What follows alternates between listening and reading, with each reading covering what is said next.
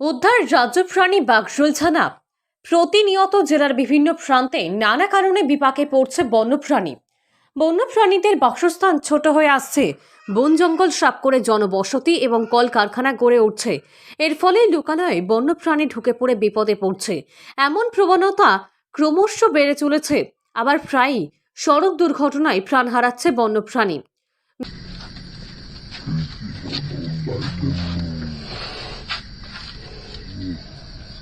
বাঙ্গালপুর অঞ্চলের ওলেনপাড়া থেকে যে আমাদের পশ্চিমবঙ্গের রাজ্য প্রাণী বাগরোল বা মেঠো বিড়ালের যে বাচ্চাটি আমরা পেয়েছিলাম, ও যেহেতু ওর পেছনের পাটি হচ্ছে খুবই ইনজুরি, তো ও চলাফেরা করতেও খুব অসুবিধা হচ্ছে।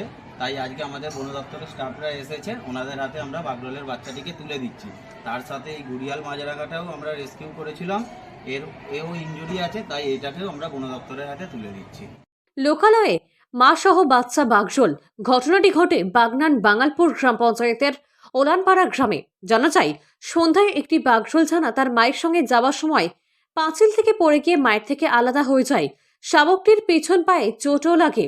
কিছু কুকুর তাড়া করায় ছানাটি লোকালয়ে চলে আসে। স্থানীয় যুবক শেখ শফিকুল ছানাটি তুলে এনে খবর দেন এলাকার সমাজসেবী বাপন কোলেকে। বাপন কোলে বাঘশালটি উদ্ধারের জন্য যোগাযোগ করেন হাওড়া জেলা যৌথ পরিবেশ মঞ্চের সদস্য সুমন্ত দাস ও ইমন ধারার সঙ্গে।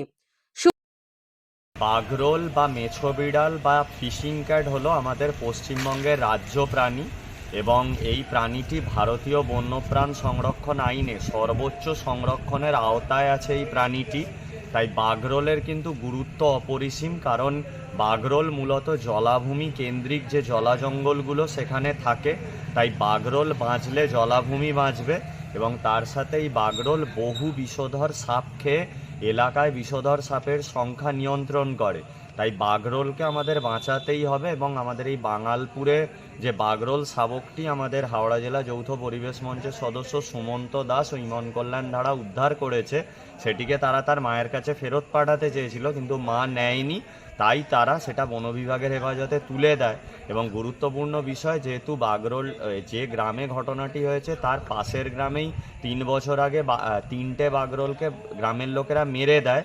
এবং আমরা এতটাই সচেতনতা শিবির তৈরি করে আমরা যে সচেতনতা এনেছি মানুষের মধ্যে, যে তারা যে এভাবে বাগরোলকে রক্ষা করছে বা পিটিএ মারা যে বন্ধ হয়ে গেছে, এটা তারই উদাহরণ। এবং আমি ধন্যবাদ জানাই ওই ওলানপাড়া গ্রামের সবাইকে এবং সুমন্ত ইমন কল্যাণ ধারাকে। বহু চেষ্টা করেও মায়ের কাছে পৌঁছে দেওয়া সম্ভব হয়নি ছানা বাঘশালটিকে। হাওড়া থেকে রাকেশ মাইতির রিপোর্ট, লোকাল 18 বাংলা।